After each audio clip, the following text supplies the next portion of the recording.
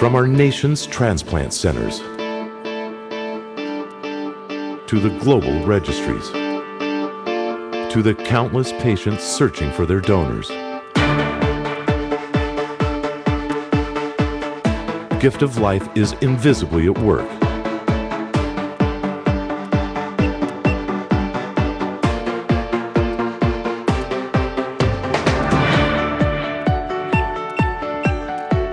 Committed to making those matches happen without their even knowing it. That's the value of passion and commitment.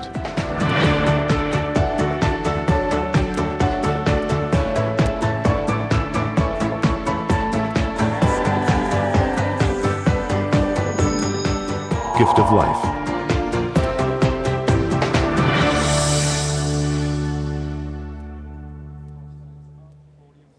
Ladies and gentlemen, please welcome Gift of Life's founder and executive director, Jay Feinberg.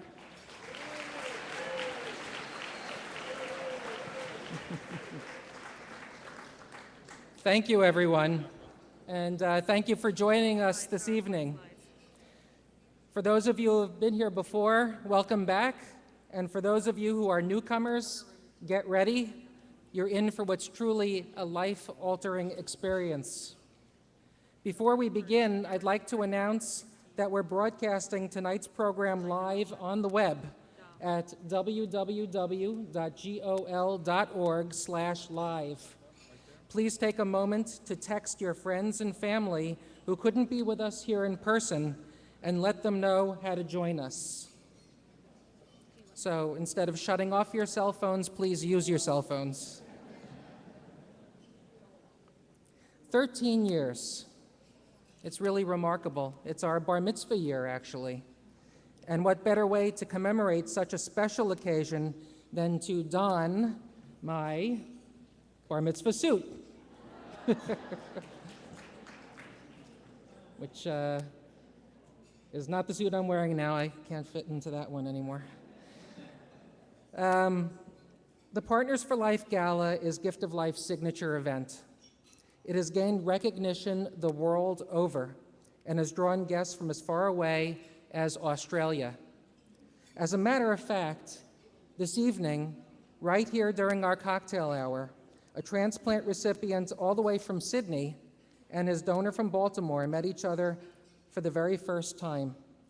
I'd like to ask transplant recipient Fred Swab, his donor David Sanders, and the head of Gift of Life Australia, Shula Endry-Walder, to please stand and be recognized. Congratulations to each of you.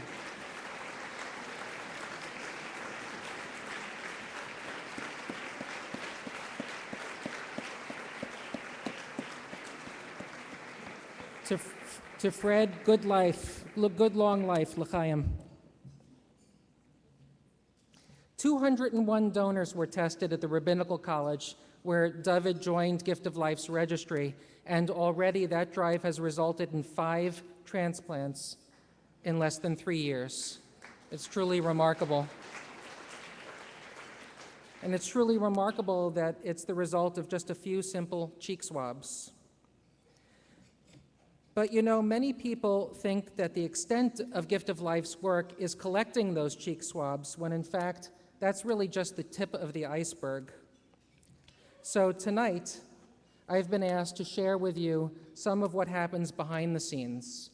And we've had some people come to our office who are just truly amazed about the fact that, you know, the donor drive is not all that takes place. I know that Warren Eisenberg was at our office and felt the same way, and I think a lot of you would as well. So if you'll indulge me for a few minutes, I'd just like to share a little bit about what happens that people don't see. And it all starts in our donor services department, where recruitment coordinators are busy not only organizing drives, but also training volunteers, medically screening donors, entering data from enrollment forms, scanning barcodes, packing drive supplies, and shipping samples to the lab for testing. In 2012 alone, our recruitment staff organized 890 donor drives, testing over 27,000 new donors. Meanwhile, the donor retention personnel are tasked with ensuring that our database is current. They reach out to our donors on an ongoing basis to update their contact information and reassess their medical qualifications. We need a database that's active, that's current, that's available when patients need us. Last year, these staffers reached out to over 51,000 donors. On the other side of the department, our confirmatory typing team is hard at work coordinating and contacting those donors called as potential matches for patients in need, educating them, screening them, making arrangements for their blood draws, and assembling and shipping their test kits. In 2012, the team fielded over 1,400 such requests. And of course, the final step to donation is what we call workup. It's a process coordinated by our case managers who liaise between our regional collection centers, the donors, and the domestic and international transplant centers to make the harvest possible. There were 121 last year alone, and just to get a sense of how complex a workup can be, check out the typical donor chart. Okay? The typical donor chart, need I say more? Our development, finance, information technology, quality assurance, and communication staff members are equally busy in their respective departments. Time limits me from describing their activities in detail, but I'm sure you get the picture. Finally, I'm fortunate to have a very talented and dedicated management team working by my side. You know, when you start an organization like Gift of Life and it starts out from your own experience, you start out small with volunteers and one person if you're lucky, and you start out with what they call a founder's board, and then the organization starts to grow.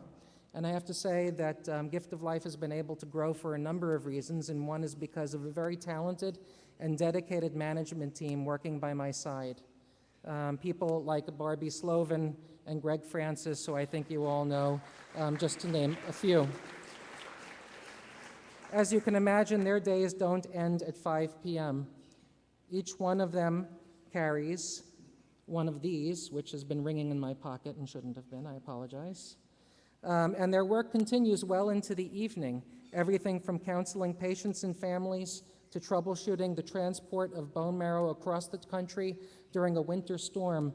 People like Lindsay Greenberg, our Director of Donor Services, knows what it's like to be up in the middle of the night to get these calls that bone marrow is stuck somewhere and we need to get it to the patient. That's really what it takes, a team of committed and dedicated people. And when you hear about all this going on, you may assume we have hundreds of people working on the job. Yet in fact, the grand total of Gift of Life staff is 40. 40 passionate, dedicated people who, with your support and inspiration, operate the 13th largest bone marrow registry out of 69 registries worldwide, a registry of 226,000 donors operated by a team of 40. And of course, none of this would happen without a great board of directors, and we're very fortunate to have our board provide invaluable guidance and support and leadership for the organization. So I'd like to ask our board members in the room to please stand to be recognized.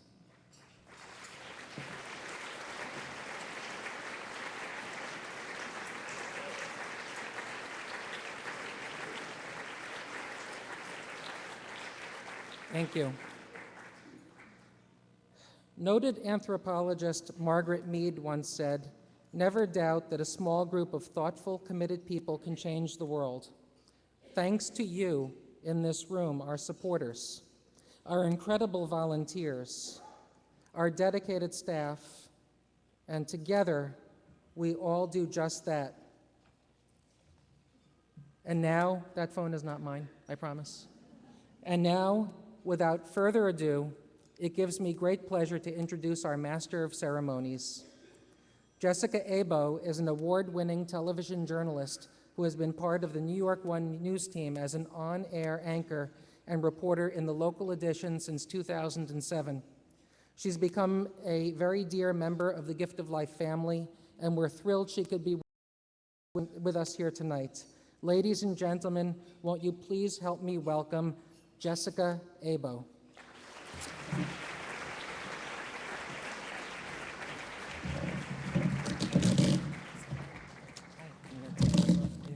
If we can get it off.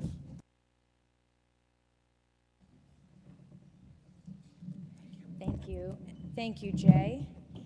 And if anyone's phone rings tonight, no problem at all. Just when you answer it, don't say, "Hi, I'm on a gala, I can't take this." Just say, "Hi, what's your pledge?" We'll be happy to take those calls. That's absolutely fine. So Jay, speaking of family, I know your mom and dad could not be here tonight, so I just wanted to make sure that while we stream this live, that we can give them a very warm welcome. So you seem like a really energetic and terrific crowd. On the count of 3, can we all say, "Hi, Arlene and Jack"? Ready? 1, 2, 3. Hi, Arlene and Jack. Great. I know that you are probably sorry to not be here tonight, but we will do our very best to bring this alive in your room. And I'm in the news business, but this is not breaking news. This is old news to you. I just want to let the two of you know you have an incredible, incredible person as a son. We can't thank you enough for raising such a mensch, and he is making a difference in this world on a daily basis, and we can't thank you enough for sharing this night with us. So thank you.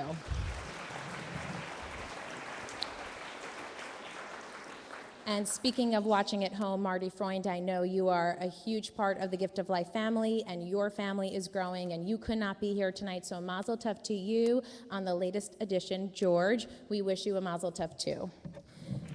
So it's an honor to be here tonight, because a year ago, I just was sitting among all of you as a guest and was completely blown away by what I saw. And a few of you have come up to me tonight when we've met just briefly and said, "So what's your story?" Or as Jacques at table 1 said, "How did you get this gig?" So I want to have a minute just to tell you a little bit about how I got here. And Paul Diamond at table 17 said, "I hope you have a sense of humor." So where are you, Paul? I see 17. If I'm not funny, just say this, or if I'm funny, go like this, because I see you now. Okay, great. So about a year and a half ago, I'm a huge fan of the Maccabees. Any other Maccabee fans in this room? Okay. So if you were ever on the subway thinking to yourself, who is that girl bopping around listening to her iPod singing, "Miracle, miracle," that would have been me. And if you pretty much saw a familiar face at some concerts over the last year and a half saying, "Who is this girl who's such a fan?" That also was me. So I just was supporting the Maccabees, and I said to my boss at the time, "Can I please go to their concert at BB King's? It's a holiday concert, I think, and I'd love to do a story on how some Bergen County guys, because some of them are from some Bergen County, how some of these Bergen County guys have made it big time." And she said, "Sure." So I got to the venue, I did my interviews, I was excited to do this piece, and then I met Ruth Miller. Ruth Miller ran over to me and she said, you do realize why we have this concert tonight?" And I said, "No, I just got an invite from the Maccabees." She said, "This is not an a cappella concert. This is a drive for a little boy named Ezra Feynman who is in desperate need of a match." So this piece that was supposed to be fun turned into an educational piece that I then could take to educate people about the gift of life. So that was December. In February, I went to go pay my respects when my dear friends Hindi Pupko and Seth Galena lost their daughter Ayelet to a rare bone marrow failure disorder. And the day I went to pay my respects to them, it just so happened to be that Jay Feinberg had flown up that day to pay his respects too. And I said to him, "Listen, I'm a news reporter. I did this story on Ezra Feynman. I know all about Ayelet and Ayelet Nation. I promise you at the right time we will find a way to do something together because I want to help you." So then we got to May, and I sat in this room like you're all sitting here tonight, and I just could not believe when I saw the reunion just the power of this organization and what it means to every family. So I sat here, and the next day I called my mom and I said, "Mom, I met my match." And she said, "Jessie, that's fabulous. Tell me all about him." And I said, "Well, his name is the Gift of Life, and I'll be pretty busy with him for the next 6 months." Because that night I went up to Jay and Bill and I said, "I choose a different charity to support every 4 years. And I do a big gala, a big black tie gala from start to finish. We take care of everything. And I'd really like the Gift of Life to be the next project that I work on." So Bill said, well, if you can raise us $1 million, we'll totally support that. So we didn't raise $1 million, but we did pretty well. And overnight, we started working on putting a committee together. Kelly Rutherford from Gossip Girl agreed to be our host. I had 150 breakfasts, lunches, coffee dates, dinner dates, J dates, blind dates, and 150 people later, we had a huge committee. We put together a celebrity music video, and if you go to Marrow Match Gala on YouTube, you'll see everyone from members of the Rangers and Knicks to Mayor Bloomberg, Larry King, dancing around, all for the gift of life. And we, at our gala in November, gave the Ayelet Galina Courage Award to Ezra Feynman, to another little boy, Dylan Rabinovich, and the Gift of Life Pillar Strength Award to my best friend Jill, who was diagnosed with cancer in her bone marrow last May. So, being the daughter of a 2-time cancer survivor, my dad and my mom are at table 1. Alliette and Mark, I love you. You are the best. Someone said to me, your parents must be so proud of you. I swear it does not even come close to how proud I am to be their kid. I know firsthand what it feels like to be in the hospital and to see a loved one go through something, and to know that the Gift of Life was able to support me in the project that we did in November was incredible, because we brought in $250,000 in donations and found out a month after our event, one of the kits we cleared was the match for a 68-year-old man living with leukemia. So that's why I'm here tonight, because this organization means so much to me. And to my parents, thank you so much again for being here. It took them 2.5 hours to drive in from Pennsylvania, but as my mom said, we would never miss it. So thank you.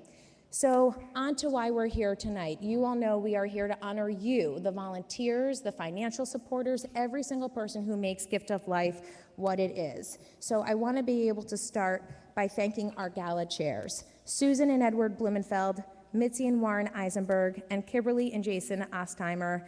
Their ongoing support has been essential not only in the planning of tonight's event, but to the entire Gift of Life organization.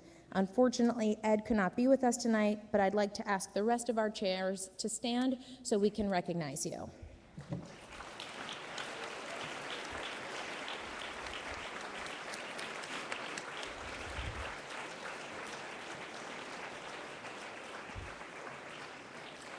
You just heard Jay talk about the day-to-day work that is carried out by Gift of Life staff and volunteers. Much of this work is done behind the scenes and often goes unsung, and don't I know it. It's a million ordinary tasks that make up a day in the life, but the result is nothing short of extraordinary. Tonight, we'll witness this life-saving work firsthand as we hear the stories of 2 bone marrow recipients and bear witness as they are introduced to their heroic donors. Let's meet our first recipient of the evening. Please help me welcome Terry.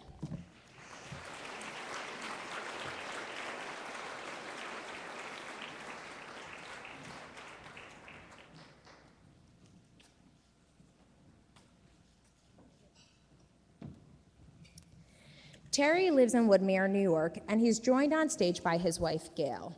In December of 2009, during a routine physical, Terry's doctor discovered enlarged lymph nodes and a high white blood cell count. The final diagnosis was chronic lymphocytic leukemia, or CLL, and his only chance at survival was a stem cell transplant. His family members were tested, his wife Gail, his son Joshua, his daughter Allison. No one was a match. Disappointed and feeling helpless, the family began their search. After a year-long search, the team at North Shore University Hospital found a newly recruited matching donor for Terry in the Gift of Life registry. In preparation for the transplant, Terry focused on mental conditioning to train himself to be completely optimistic. The transplant took place on April 7th, 2011. When the big day arrived, Terry remembers being overwhelmed that a complete stranger had donated these cells that could save his life. Happily, all that mental conditioning paid off. Not only is the leukemia completely gone, but Terry was also cured of myasthenia gravis, a disease that he had suffered from for 25 years. With his new lease on life, Terry is not only more optimistic, he finds he is happier, more tolerant, and feels more fortunate. Well, Terry, I feel fortunate to be the one to tell you a little bit about your donor. You may be surprised to know she also lives in Woodmere. Who knows, you may have actually crossed each other in the supermarket. Yet ironically, she joined the Gift of Life Registry during a year abroad at Midrashet Amit, a seminary in Jerusalem, half a world away. When she was told that she was a complete match for someone in need, she felt like she'd been given superpowers. She had, quote, had the power to bring hope to this stranger, his family, his friends, and his community, all rooting for his recovery. Since her experience, she has passionately embraced the cause and roots on other potential donors, urging them to save a life, save a family. Terry, your donor is a 22-year-old student at Queens College. I know she's eager to meet you and your family, and I'm thrilled to introduce you to your life-saving donor, Nicole.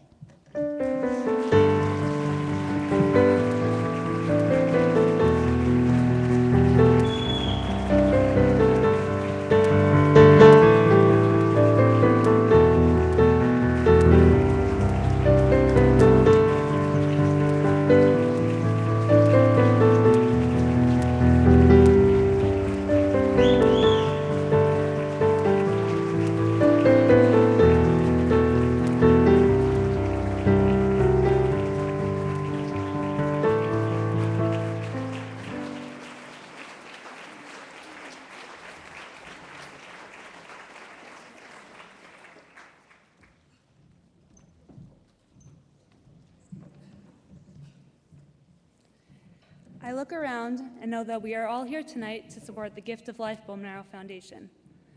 I look around and know there are many tear-filled eyes and racing hearts witnessing this special moment.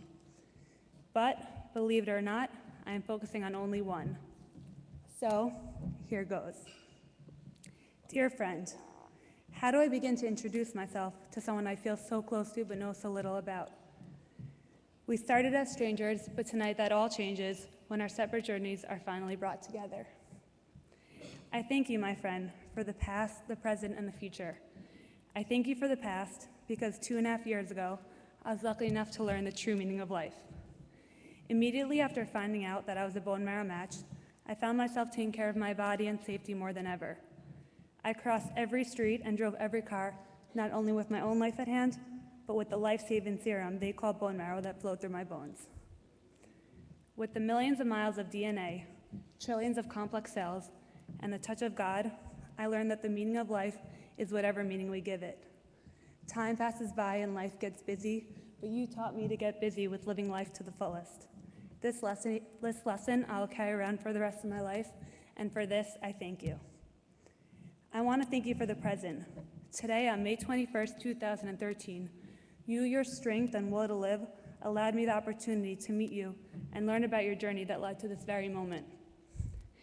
After my donation on April 7, 2011, I counted down to every update I received about your health and cried with happiness each time I told that you were, thank God, doing well. Today marks day 0 of my countdown to finally meet you, and for this, I thank you. I also want to thank you for the future. I gave you a new beginning with a different immune system at the same time that you too gave me a new beginning. After my donation, I was inspired to join up with Yehuda, whose father was a stem cell donor in 2006, to coordinate a number of donor recruitment drives in New York, New Jersey, and Pennsylvania. My new beginning started here with our Gift of Life volunteer team, and thank God is continuing with something very special. Yehuda and I got engaged this past March, and we hope you can join us at our wedding on November 3rd.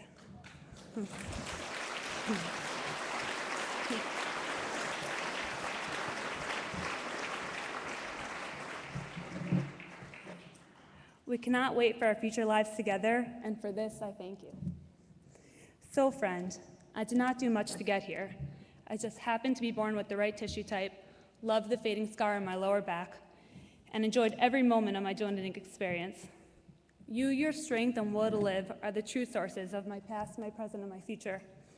For everything, I thank you with all my heart. Every match found, hope given, and life saved is due to the ambition and being of Jay Feinberg and the Gift of Life family. I would like to thank Jay, Ruth, Barbie, Marty, and the rest of the staff for their enthusiasm, warmth, and dedication. I would also like to thank my family and friends for their love and support. You told me in a letter that you now celebrate 2 birthdays, the day that you were born and the day that you were given a second lease at life. I want you to know that I've thought about you and prayed for your good health over your past 2 birthdays, and I will continue to do so. I wish you health, happiness, and many more birthdays to come. Always, your friend, Nicole.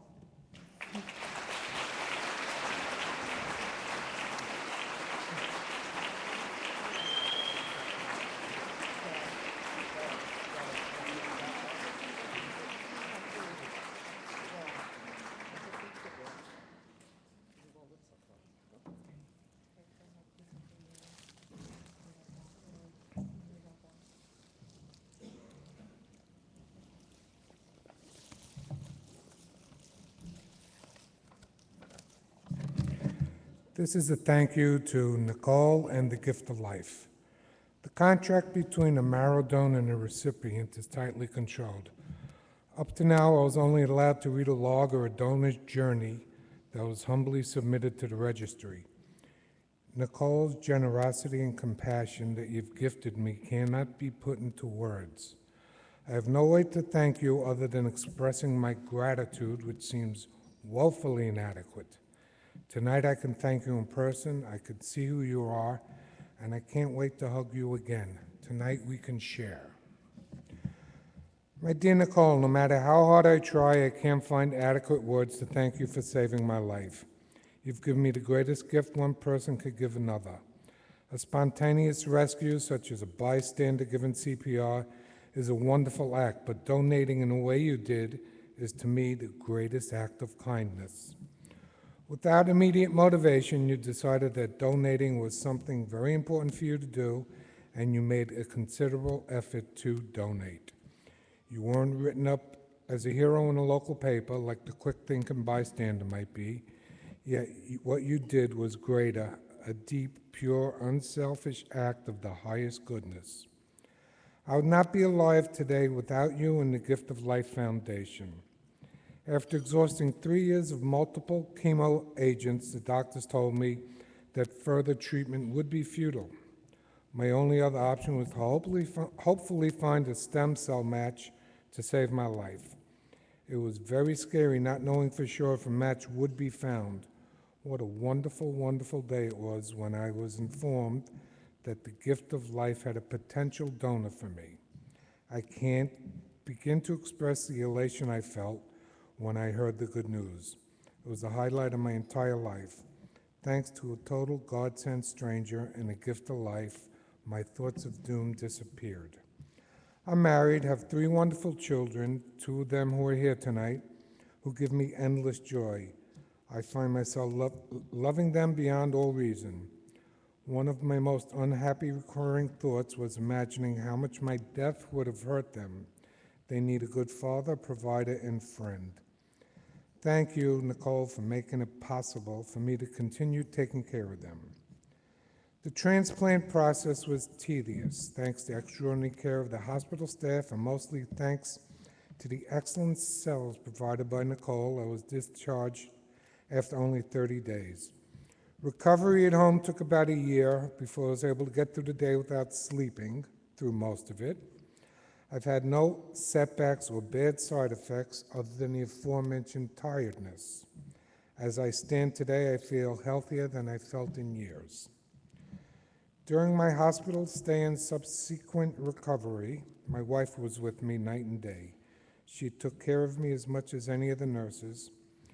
Because of my second chance of life, neither of us experienced such closeness and appreciation for each other and everything around us. We both smelled the coffee and roses every day. We're in love, and thank you for letting us to continue enjoying each other.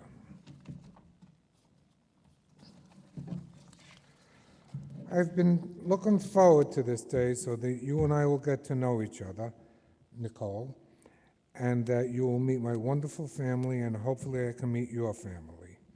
I used to be a 1 blood type, but now that your blood flows through me, that has changed. Since you moved into my hood, my nails have gotten thicker, my hair isn't as gray as it was, and you've renovated my new homes, and I like the improvement. You're a great roommate. One very important side note to all this, as was previously mentioned, not only have you cured me of leukemia, but your outrageous stem cells have replaced mine and cured me of myasthenia gravis. I've been living with myasthenia for 25 years with considerable discomfort. Thanks to you, your selfless donation, I'm cancer and myasthenia free. With never-ending love to Nicole and the gift of life, I sign myself your living and loving recipient.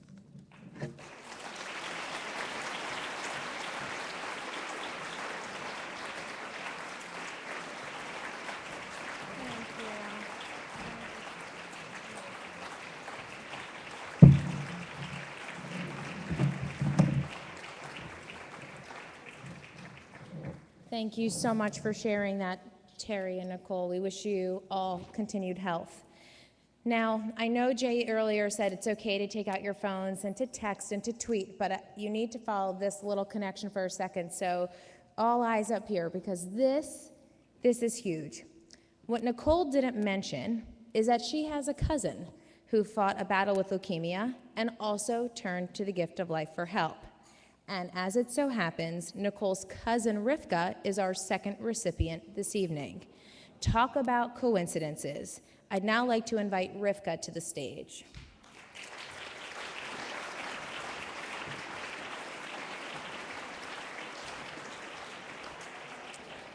Rivka was 28 years old and had a beautiful 8-month-old daughter when she developed a seemingly innocent rash on her leg. Antibiotics seemed to help, but when the rash appeared on the other leg, more tests were done. The day after the tests, Rivka went to work like any other day. She felt fine, and she considered herself to be generally healthy. She certainly wasn't expecting to get a call that morning with news that the test had indicated she had leukemia. An hour later, she was seeing an oncologist for a bone marrow biopsy, and by the end of that horrible day, she had been diagnosed with an aggressive form of leukemia that would require immediate hospitalization, multiple rounds of chemotherapy, and a bone marrow transplant. With all the modern medicine can offer, Rivka remembers thinking it bizarre that her best chances of survival depended on cells that only a complete stranger could give her. But thanks to Gift of Life, that generous stranger was found. The transplant took place on December 21st, 2011 at the Yale New Haven Hospital. It was the first day of Hanukkah, and it was just 2 days after Rivka's daughter Rayut had celebrated her first birthday. With the constant support of her husband Ted and invaluable help from her parents and in-laws, Rivka began the long road to recovery. Now she is happily leukemia-free and continues to celebrate life's moments with her family. In fact, on the first anniversary of her transplant, Rivka had been given flowers, and little Rayut, who had just turned 2, asked about them. Rivka explained her journey as something to celebrate, and the story soon became a family favorite. Let's look now at a very special home video. What are those flowers for? Birthday, Mom. Mom's birthday? Yeah. Is it Mom's marrow's birthday? Yeah. Remember? Yeah. Yeah, should we tell the story about my marrow? Yeah. Yeah. So when Rayut was a Baby. baby, Mom had a Boo. Mom had a boo-boo, yeah. Mom had a bad boo-boo, a boo-boo. And part of my body called my Bow. marrow wasn't working so well, and I needed No new marrow. And then there was a Man. man, and he decided to, what did he do? Marrow. Share his marrow, yeah, with Mom. Mom, right? And now I feel better, right?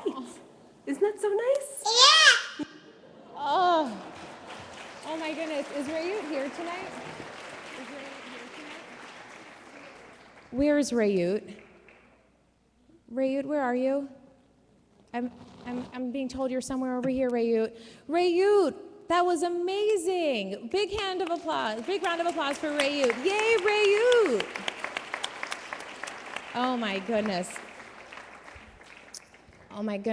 Rayut, you are so precious. After the transplant, Rivka's parents set up a donor circle through Gift of Life, which has already found matches for several other people. For those of you who don't know, a donor circle is a personalized giving tool created by Gift of Life that allows people to raise funds to test cheek swab kits. When donor matches are found, the sponsors are notified of their success. In Rivka's words, "The need for a transplant can truly be unpredictable, and it's impossible to know if you'll be the one who suddenly needs a match, or if you'll be the one who matches someone else in need." That's very well said, Rivka. And now I'd like to tell you a little bit about the man who was your match. Your donor is the Vice President of Licensing and Business Development at Aqua Leisure Industries in Avon, Massachusetts. He joined the registry in 2008 at a Harvard Hillel Drive organized in part by his wife, Allison, when she was the director of the organization Gesher City in Boston. He knew it was conceivable that he could be someone's match, but the likelihood seemed as remote as finding the proverbial needle in a haystack. When the call did come, he felt a million emotions all at once: shock, elation, fear, curiosity, hopefulness, but he had no doubts about going forward with the donation. In his mind, this was fate, and there was someone out there who needed his help.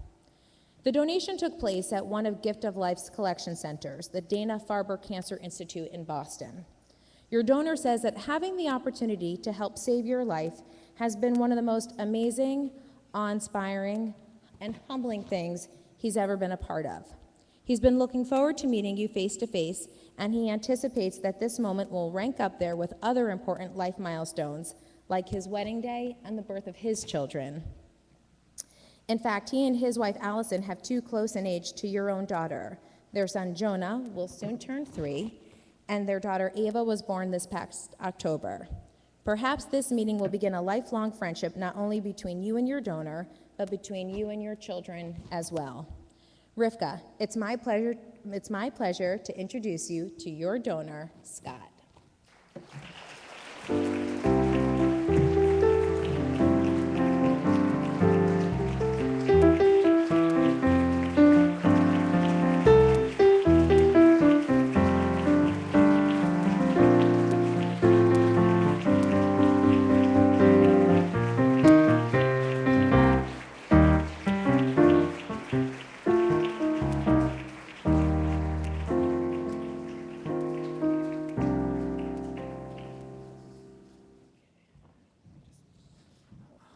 We've had some tall people here so far, I guess.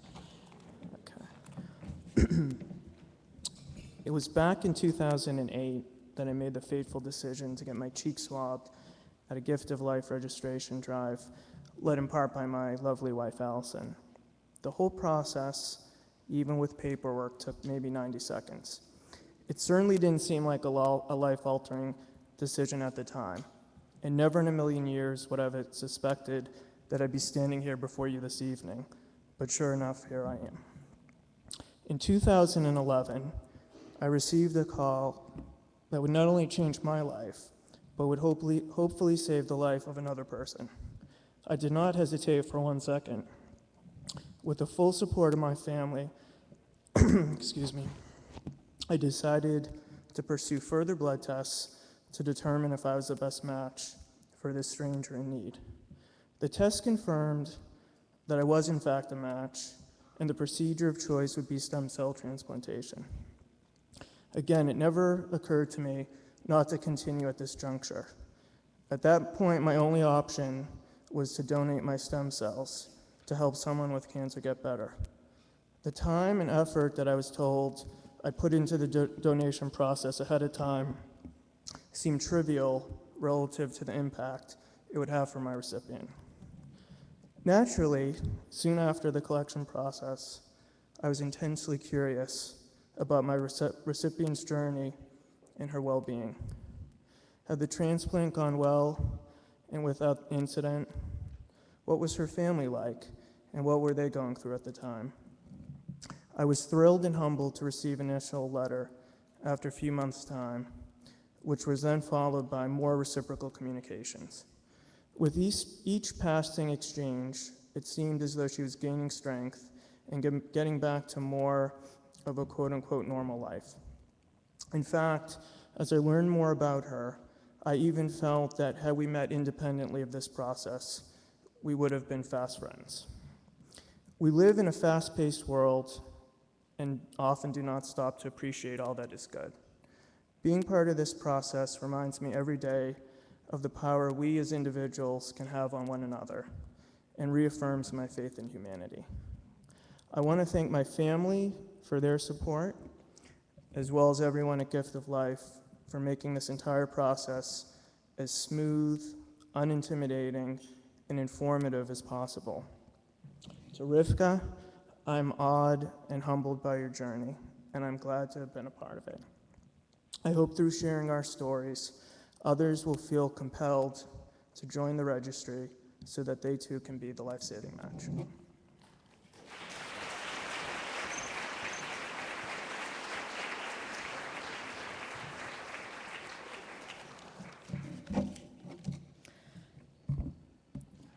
Scott, it's hard to find the words to adequately thank you when what you've selflessly given me is foundational to any of the joys and experiences I'll have going forward.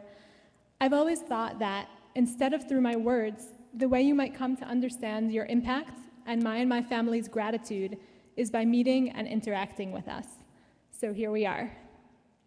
In a normal context, our relationship might have started as friends, peers, or perhaps parents of children in the same class. But because of your generosity, your wife's work in organizing the donor drive, and those who work with and support Gift of Life, your stem cells have hopefully cured me of leukemia and have made my blood cells for almost a year and a half so far. It is pretty amazing. 1 year before my transplant, almost exactly to the day, I gave birth to my daughter.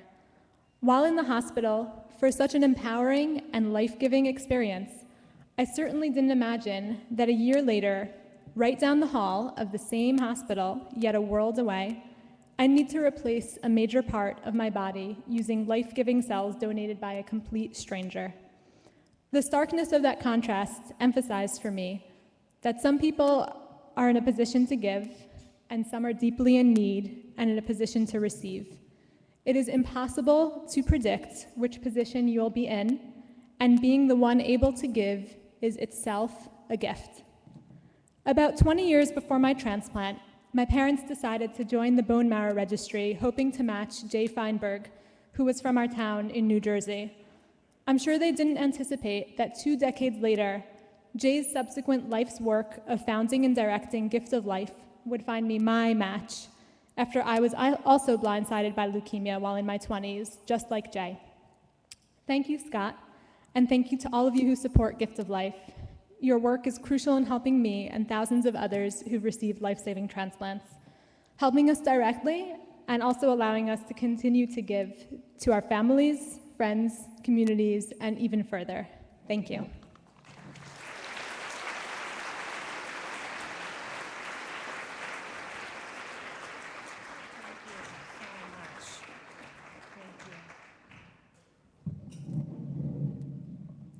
Thank you, Rivka and Scott, and again, thanks to Terry and Nicole. It's been such a privilege to hear your stories and celebrate your amazing news and success tonight. Now you can see why I was so moved by last year's gala. I mean, there's just nothing like this. I know we have many other recipients and donors here tonight, further testimonials of Gift of Life's work. We celebrate with you tonight as well. And I'd now like to ask all donors and recipients to stand and be recognized. Please join me in an applause.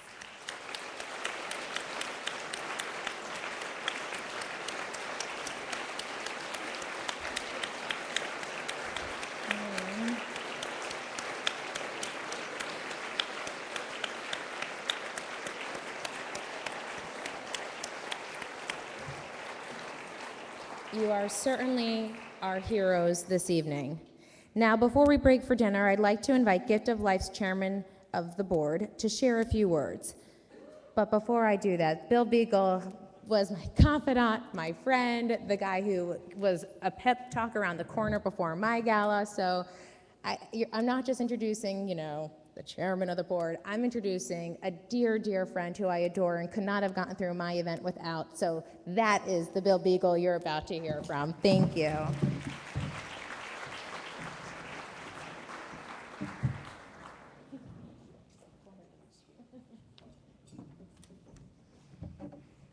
Thank you, Jessica.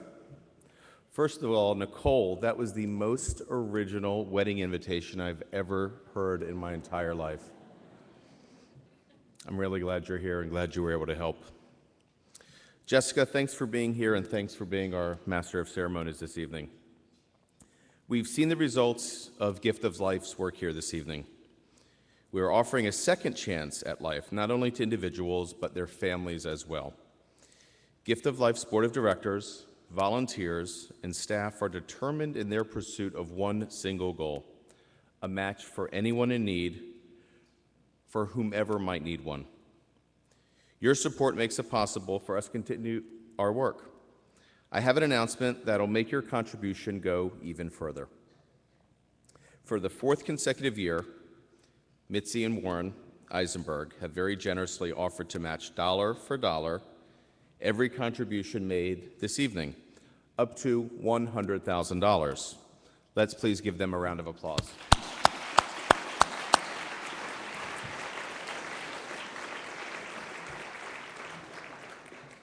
Now, I just scanned the room and I saw everybody's hands working well. So with those working well hands, there are donation envelopes on your table.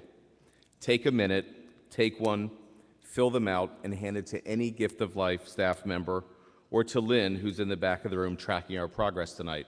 Lynn, will you do a jumping jack or wave or scream or do something, please? For those of you watching our stream online, you're not left out either. You may go to gol.org/MG13 and make a contribution online. That is G as in gift, O as in of, L as in life.org/M as in money, G as in gift, 13. Thank you all for being here. Thank you for giving generously. Enjoy your dinner and B'tei Avon.